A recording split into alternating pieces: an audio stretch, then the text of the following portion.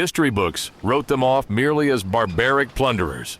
Yet, they were the ones who brought the world's most powerful empires to their knees, established their own unique democracies, and made the vast oceans their true home. Piracy was humanity's oldest, darkest, and perhaps most liberating shadow. It all began along the warm shores of the Mediterranean. For centuries, the Phoenicians and Greek city-states constantly fought to protect their wealthy merchant ships. By the time of the Roman Empire, piracy had escalated to such a degree that sailing the Mediterranean was practically a suicide mission. That was until 67 BC, when Pompey the Great swept the seas clean with a massive Roman armada. This was the first definitive proof that piracy was not just a common crime, but a severe military threat to sovereign states.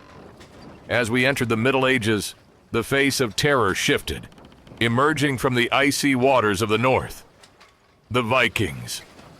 They were not just pirates. They were fearless explorers and shrewd traders. Thanks to their flawless longships designed to navigate shallow waters and deep river networks, they caught Europe completely off guard, striking not just the coastlines, but the most well-protected inland cities.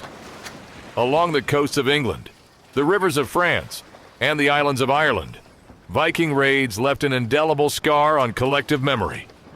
Meanwhile, down in the Mediterranean, Genoese and Aragonese sailors walked a razor-thin line between legitimate commerce and piracy. And then, that legendary era arrived, the Golden Age of piracy. Throughout the 17th and 18th centuries, the Caribbean became the most dangerous waters on Earth. Spanish galleons carrying gold, silver, and spices back to Europe were prime targets for the wolves waiting in ambush. There was Blackbeard, who struck absolute terror into his enemies by tying burning fuses into his beard. Calico Jack, who made history alongside two fierce female warriors, Anne Bonny and Mary Ridd, and Henry Morgan, who, despite being a ruthless pirate, was hailed as a hero in Jamaica for his calculated strikes on Spanish colonies. The seas were now ruled by their laws. But what was life truly like inside these ships? Piracy was far more than just glorious plundering.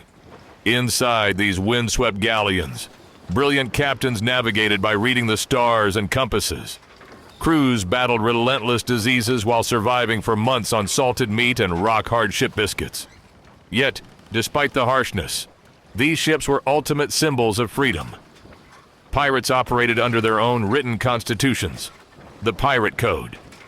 In these vessels, captains were democratically elected by vote, and crew members wounded or disabled in battle received financial compensation from the loot.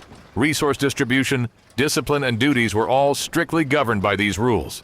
Captain Kidd's buried treasure, cursed islands, and terrifying sea monsters slumbering in the abyss.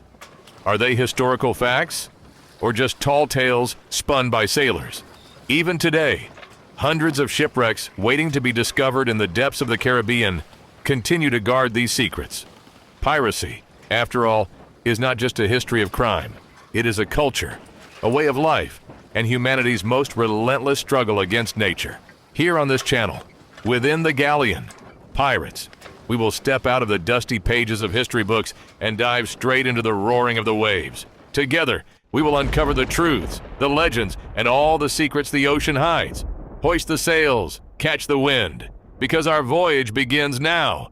Don't forget to subscribe and join our very first raid.